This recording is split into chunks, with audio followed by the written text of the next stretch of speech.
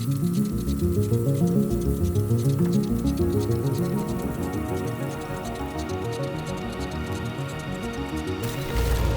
chaque année, le Festival de Cannes a donné sur la Croisette le départ de la saison. Après le long sommeil de l'hiver, les activités locales ont repris pour traiter et accueillir dignement les vedettes, les réalisateurs et les producteurs, le tout cinéma mondial qui, pendant 2 semaines, assure aux envoyés spéciaux leur pâture quotidienne.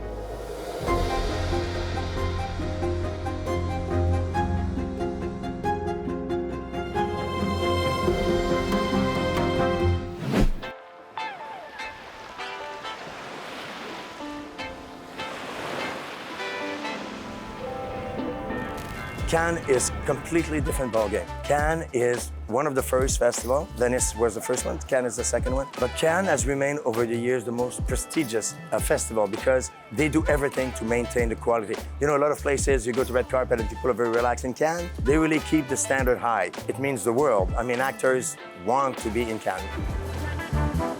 I'm so honored that I'm immortalized here in Cannes. This is 20 years of coming to the festival, coming to the Palais. So to have my handprints here physically forever is a big honor. It's one of my favorite places, and the amount of projects that have been born here from a conversation with a filmmaker, with a director, with an actor. This Croisette makes magic. This is definitely a city of talent.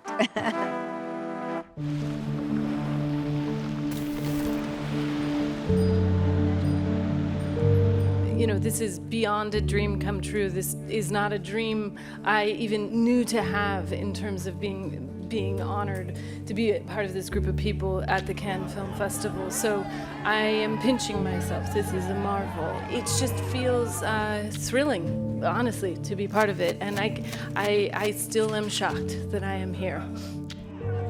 Yes, of course, it's such a great honor and a very complex role. You know, to be a jury member, you know, you have to watch movies, judge movies, compare them, and it's quite a challenge because art is so, you know, subjective. J'ai eu une expérience très très beau et très jolie l'année dernière. Il y avait énormément de femmes qui sont venues me voir, des femmes que je connaissais même pas, qui m'ont félicité, qui m'ont dit comme ils sont heureuses qu'une femme soit maintenant présidente. Et c'était un mélange de fierté partagée et d'inspiration pour d'autres. Et pour moi, faire avancer les femmes dans l'industrie du cinéma est clairement une priorité de ma présidence. I can't believe I'm here. I can't believe like so many people walked here, and like this festival has such a huge significance for cinema, and to be part of it is more than I could imagine. It's my first time here in Cannes Film Festival, and I must say it's a privilege, it's an honor to be here. For an actor, it's the place to be. All across us, there are so many countries. There are so many people from different countries. Everybody today are here at Cannes, France. This is such an incredible opportunity to meet boundless amount of people and create some lifelong connections that you can use to help people. Maybe I might not be able to, you know, work with them directly, but if somebody wants to release something today, I'll be able to help them. So I believe that I'm here today so that I can garner and gain as many good connections as possible and network as much as possible. We need to be proud and lucky to have those festivals about cinema, storytelling, many cultures, many countries. That's so beautiful to still have this. We need to fight for this and be proud of it. It's been an incredible experience. My first film in Cannes. Qu'est-ce que l'amour? Ouais, si je trouve la définition, je suis millionnaire. C'est partout. I'd like to be invisible. I'd like to fly and be invisible, but be very strong. And I think James Cagney was really the best bad guy because he always kind of brought a certain sort of nobility to a bad guy. You could see that he wasn't really all bad. There's something good about him somewhere. And that's what I try to do. I want to make it more with conscience, you know? When you come to Cannes, you're a celebrity and you come to Cannes, it's really the place to be seen. The famous red carpet, the famous stairs, the red stairs are so iconic. It's apogee. Apogee is when you reach a certain height. So that's what I mean. That's the word that would describe Cannes to me, because if you're in Cannes and you're coming to present a movie, you're acting in a movie. If you get to Cannes and go up the red carpet, you've reached this height. Le Festival de Cannes est un festival important de cinéma et c'est aussi un festival de mode. Cannes, le red carpet cannois, est le plus beau des catwalks, le plus beau des terrains de jeu des plus grands créateurs du monde. De mode, de bijoux et de beauté. C'est pour ça que le Festival de Cannes est un moment important pour Gala et est un moment important pour tous les journalistes du monde entier.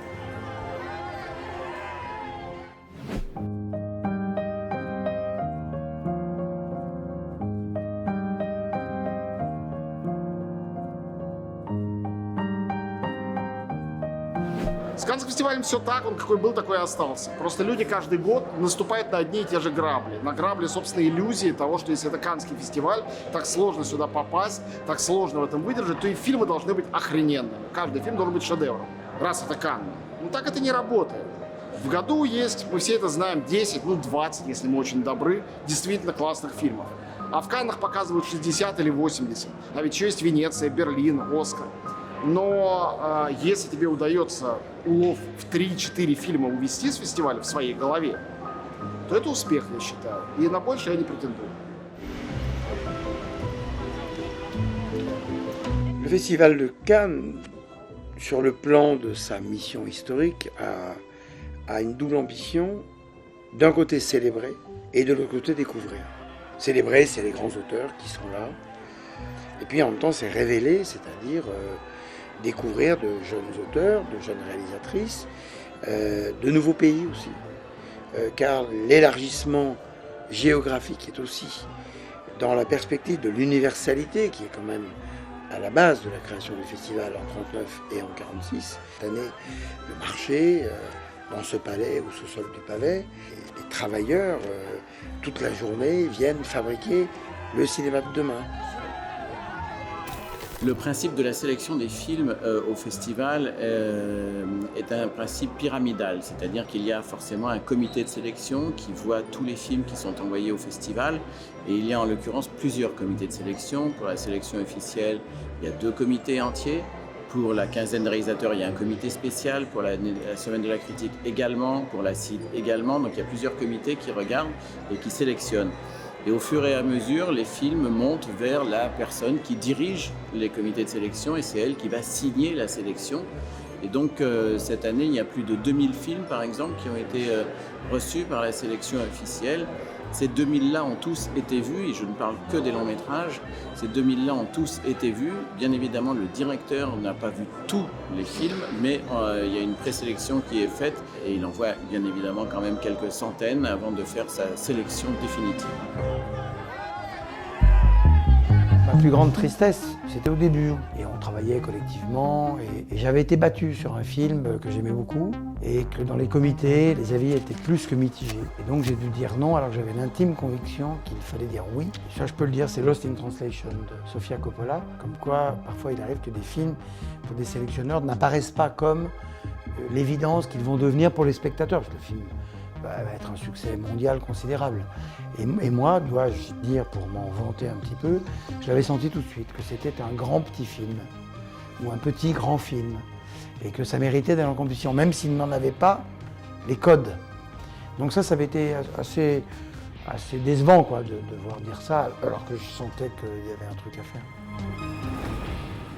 Прежде чем думать о том, хороший фильм или плохой, надо следить за своим расписанием и стараться остаться в живых. Потому что иногда выдержать этот ритм, 5-6 фильмов в день, по статье в день, иногда интервью, каждый день, в 8:30 начинается первый показ, даже с 7, когда открывается бронирование билетов, и до полуночи или часа ночи, вот вчера я вышел из кинотеатра в час ночи.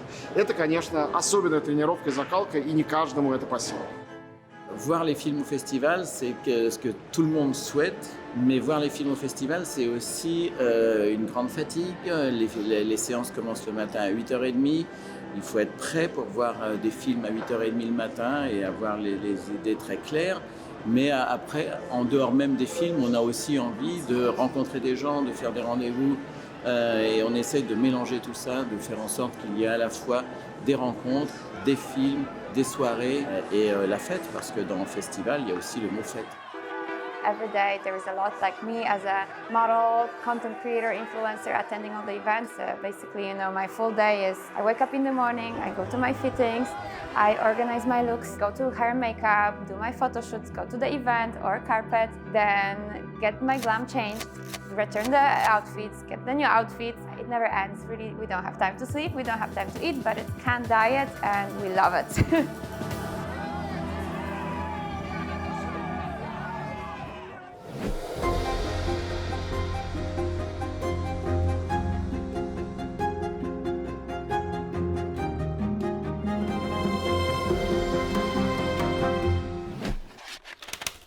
Landmark day in France on Thursday. For the first time in its 46-year history, the Cannes Film Festival allowed its backdrop to be donated to a cause, the charity AMFAR, the American Foundation for AIDS Research.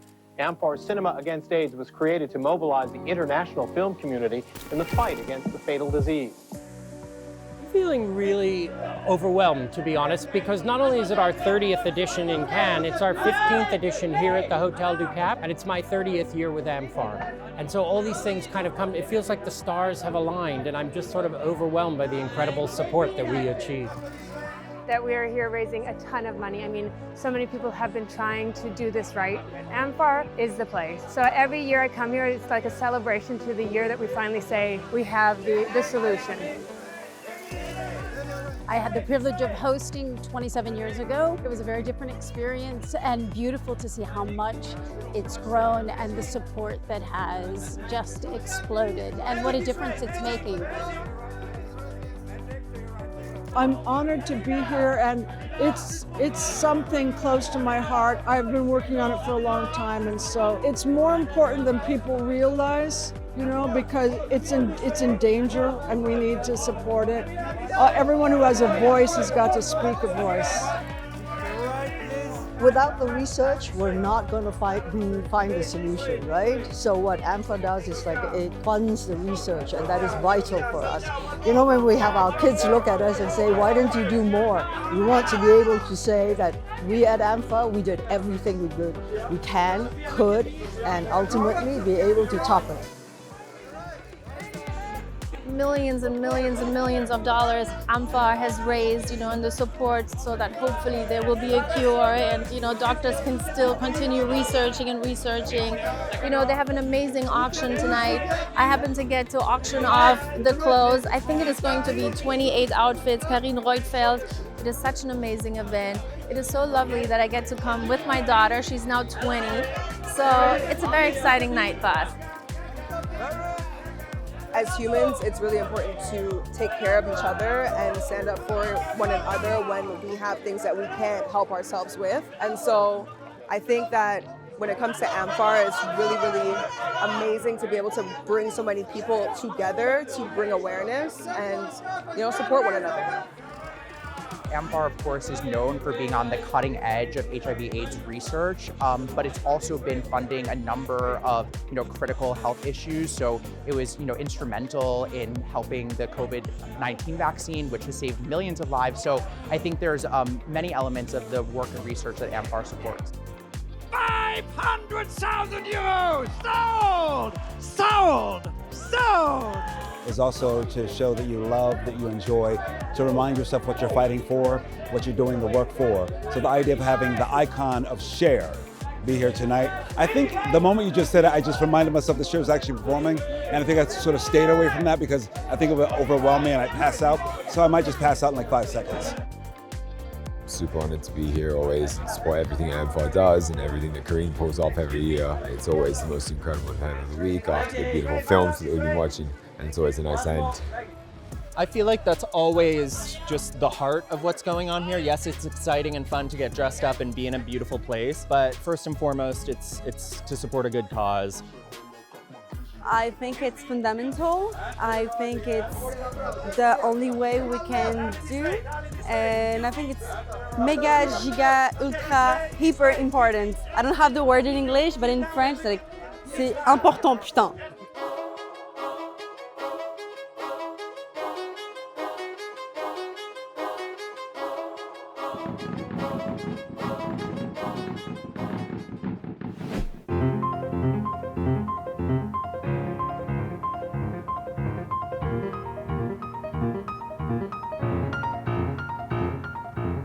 Okay, action. We consider real art is a movie that does not have a safety net. Godfather 1 did not have a safety net.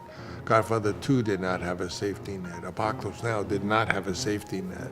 I don't care. I never cared about money.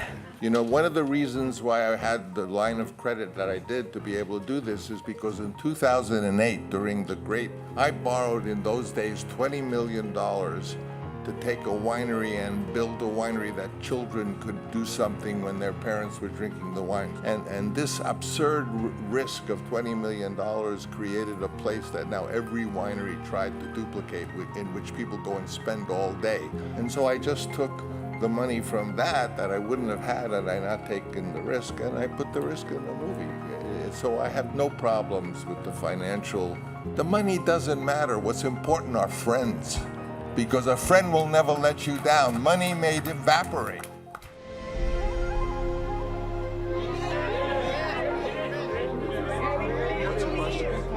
What was the question? Oh, what were your fans like most about the film? What will they feel about it? Yeah. I hope they feel like they got their money's worth. That's what I want. I don't know why it was so hard to get people to believe in the movie that I wanted to make. I've made movies before. Don't think my movie's better than anybody else's movie, but I don't think anybody else's movie's better than mine. And I think that I make it for people. So it's a pattern for me. It's happened with Dances with Wolves, Field of Dreams, Bull Durham, The Open Range. It seems to be a pattern that some of the things that I like are harder to make. My problem is that I don't fall out of love with what I think is something good. I was intrigued by the idea of streaming series and the idea of doing, 10 episodes, 10 hours of something, because I always thought that a movie, as we know it, not like a novel. And I thought a streaming series could be like a novel. So that got me interested in, Netflix, of course, was in a way the originator of streaming. And I flew to LA and I pitched The Shrouds to 3 executives there. And they were intrigued enough to finance the writing of the first episode, which they called a prototype there for whatever reason. And then they liked that enough to give the green light to a second episode, which I wrote. And then they said that they didn't want to go further with it. And I asked them why. And they said, and then this was a very Hollywood thing to say. I was hoping that Netflix would not be Hollywood, but they really are. And they said, it's not what we fell in love with in the room. So I thought, well, in the room, I actually told you very precisely what I was intending. And later I felt that what they fell in love with in the room was me. And that was very flattering, but not with my script. At that point, I really liked what I wrote. And I thought, well, I can't let this die. I have to, let's see if we can turn it into a movie. And so I found 2 wonderful producers who I had worked with before.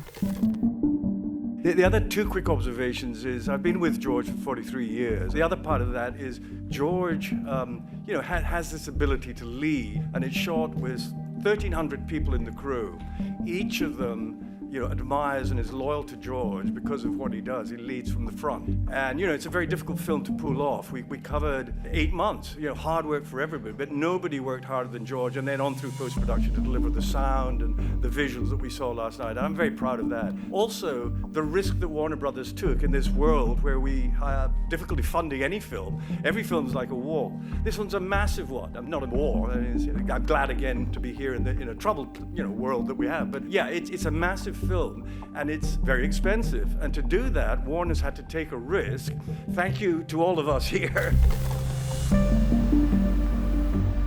Cannes, it's a business, and it brings a lot of business if your movie happened to win the Palme d'Or. But it's also emotional for a lot of people because when you make it to Cannes, you've reached a certain level of notoriety. So a lot of people are here, they want to be here, they're hoping to get to that level. So Cannes is emotional in the way for a lot of people because that's their goal in life. One day you'll go up the red carpet and you'll be acclaimed by all your peers. And it's special. There's no place like Cannes, really, there isn't.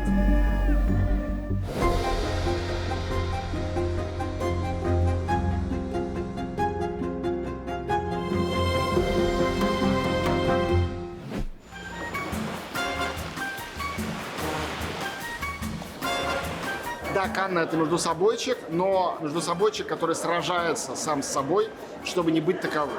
Все хотят быть в Канне, все хотят показывать фильм здесь. И когда к тебе приходят 40 лучших режиссеров мира, а тебе надо из них выбрать 20 для конкурса, ну как ты найдешь среди них место для новичков? И находят, тем не менее. Каждый год неизвестные режиссеры, дебютанты обнаруживаются в конкурсе. Иногда побеждают. Le formidable est que le palais incarne. C'est ce tapis rouge sur lequel se mêlent toutes ces générations, tous ces types de cinéma, tous ces pays. Se mêlent le glamour et un cinéaste extrêmement radical, cinéma profitable. On voit des cinéastes très grand public, Tim Burton, récompensé et offrir la Palme d'Or à un cinéaste thaïlandais. Il y a un respect tout à fait fort et stimulant. Le film Parasite, alors on connaissait déjà le metteur en scène bien évidemment, mais le film Parasite a été une vraie révélation. Mais je dirais presque la même chose de l'année dernière, la Palme d'Or française, Anatomie d'une chute, qui a été également une vraie révélation. C'est des films qui marquent l'histoire du Festival de Cannes parce qu'ils sont devenus emblématiques de quelque chose qui soit à la fois une vraie découverte artistique et un vrai succès public. Et c'est, je pense, ce qui fait la grandeur sans doute, non seulement du Festival de Cannes, mais aussi des festivals en général, c'est arriver à allier la qualité artistique et le succès commercial. Но вообще чего только не было. Были случаи, когда совершенно никому неизвестные режиссеры в Каннах взмывали. Когда-то Пон Джун Хо, Шанталь Акерман. Поэтому здесь тоже есть золотая камера, серьезный конкурс, приз за лучший дебют. И эти дебютанты со своими необычными картинами каждый год здесь. Ну просто они реже попадают в конкурс. Чаще вдруг недельник режиссеров, неделю критики или особый взгляд. Но это тоже уважаемые прекрасные программы, которые я, например, стараюсь смотреть.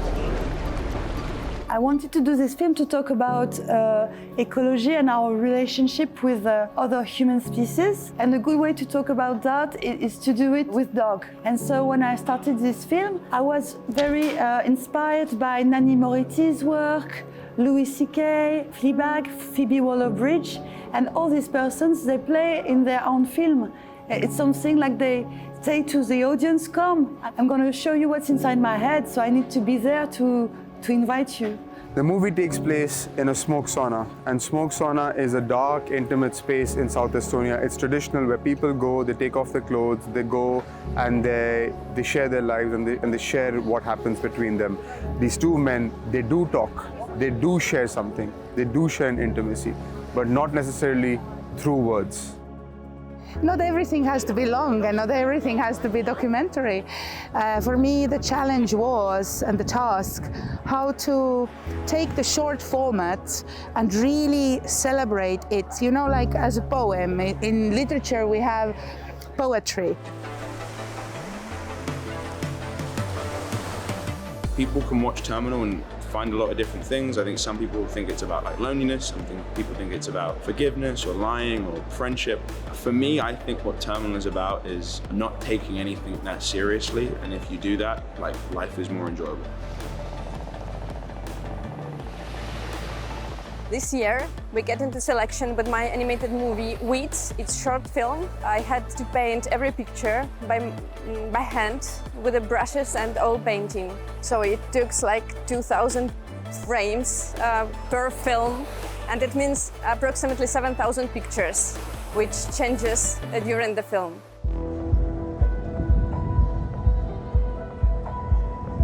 I'm here with my film.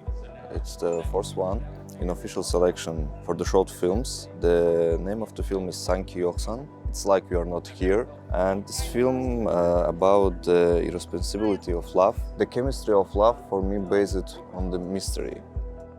Pour moi, c'est aussi la nouveauté, le futur, et puis c'est aussi un plaisir d'aller chercher des personnes qui sont en pleine recherche de création et qui ont besoin d'être accompagnées. Et dans l'idée, j'aime aussi aller chercher des personnes, prendre le risque aussi de découvrir un talent ou pas. Des fois, il arrive que les attentes ne sont pas à la hauteur, et parfois, quand elles sont à la hauteur, c'est aussi une rencontre. Et quand il y a une rencontre qui se fait, où tout à coup on a envie de continuer un parcours ensemble, bah, c'est une vraie satisfaction, c'est C'est un plaisir aussi de faire des films, mais c'est aussi une relation humaine, c'est aussi une relation de travail à long terme, c'est aussi une complicité, c'est aussi se découvrir, c'est réinventer des choses ensemble, prendre des nouveaux paris. We have a student program. This year we have 160 or 170 students. And so they work at the pavilion, they work for different companies, we place them in different internships. But also when they come to the pavilion, when they're part of this program, and SAG is India has roundtables every day, sometimes 4 a day, with celebrities, with people that are in the movie industry. I mean people that are the best at what they do in their business.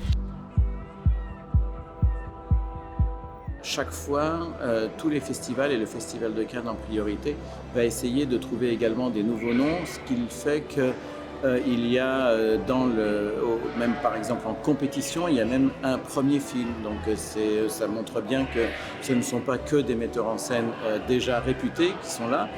Et puis, en dehors même du premier film qui est en compétition, il y a également des gens qui sont en compétition officielle pour la première fois, qu'on a vu dans d'autres sections, des sections parallèles ou dans d'autres festivals avant qu'ils parviennent en compétition. Donc oui, il y a effectivement un nombre de metteurs en scène importants qui reviennent souvent, mais il y a toujours un renouvellement des générations et c'est ça qui est aussi très important.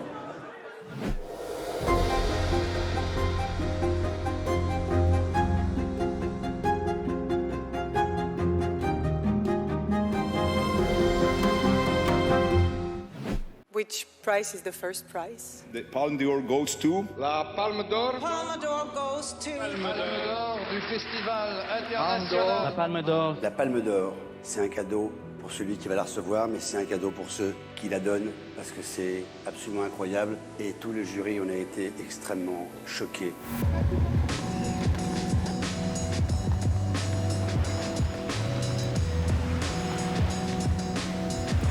Мне кажется, что любой фильм может выиграть пальмовую ветвь. И были случаи очень удивительные, странные, совершенно не связанные с каким-то социальным месседжем.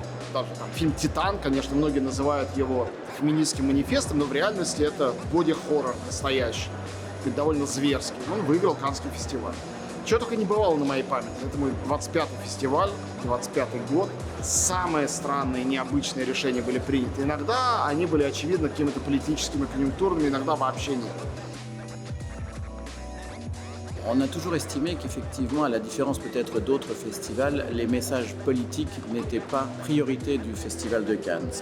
La priorité du Festival de Cannes, c'est de rechercher de nouveaux noms, une nouvelle forme de cinéma, de voir comment évolue la mise en scène avec l'aide de nouvelles technologies par exemple, de voir aussi le mélange des genres. Dans le film de Jacques Audiard, on voit bien qu'il y a un mélange des genres qui est tout à fait intéressant. Et donc il y a l'aspect visuel, l'aspect mise en scène qui prime sur le message de chacun des films.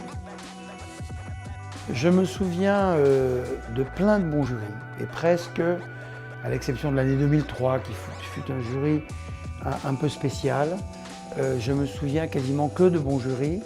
Et puis après, il y a le palmarès. Et là, on voit de très bons jurys, très bons sur le papier, très bons sur le déroulement, qui livrent un palmarès étonnant. Étonnant, je ne veux pas dire décevant, puisqu'il faut accepter le principe qu'un palmarès n'est que le résultat de la réflexion d'un groupe de 9 personnes. Et le jury de l'an dernier, qui était un très très beau jury autour d'un homme remarquable qui est Georges Miller, qui s'est formidablement bien comporté, a fait un palmarès dont on peut dire qu'il a été commenté. Et eux-mêmes me disaient le dernier jour, alors notre palmarès, quand tu le trouves, je dis bien, mais je ne commande jamais les palmarès. Pourquoi? Parce que ça n'existe pas, un palmarès parfait. Oui, mais quand même, peut-être qu'on peut imaginer que vous auriez pu attribuer un prix à Tony Erdmann, qui fut le film choyé par la presse, par les festivaliers. Quoi? Tony Erdmann. Et ça leur était pas apparu comme une évidence. The scandals are part of the history of the festival. There's no great festival without a good scandal. It began in the 40s, if you remember, the Palme d'Or for Federico Fellini for La Dolce Vita. It was a huge scandal with the Vatican telling everyone, you won't see this movie or you will be excommunicated, things like that. It seems incredible, but today it's simply a beautiful masterpiece. But when it was released here in 1960, it was really a great, great scandal, maybe the greatest. Marcello, come here. Hurry up. Лирика везде и повсюду в кино. Другое дело, что лирика — это очень сложная вещь для передачи в кино. Кино — это эпический жанр, а не лирический. Лирика — это поэзия, это от первого лица. Ну вот, фильм Паоло Соррентино «Парфенопа». Конечно, это абсолютно лирический портрет. Это героини, нимфы в Неаполе 20 века. И примеров таких множество. Чем, как не поэзия, занимается, пусть она абсурдистская, а не лирическая, Йоргос Лантимос. Считать его фильм «Виды доброты» каким-то таким полезным социальным месседжем, но у меня никак не получается. Это совершенно не оно. This is it. The moment of truth.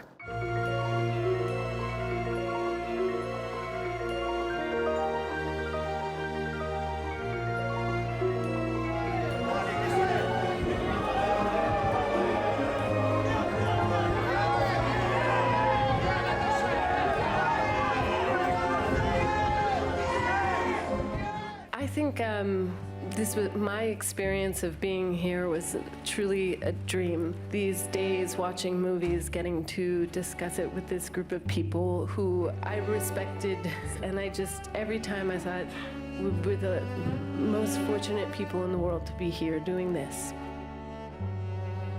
I'm so happy.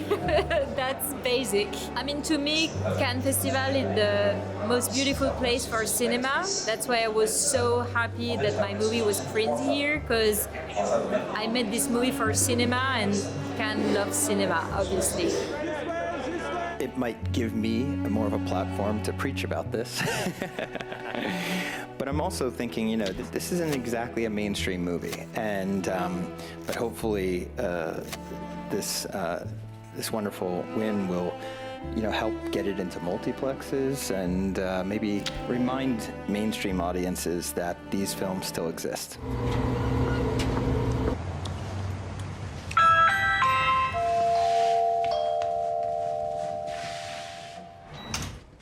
Hi, hello, what's up?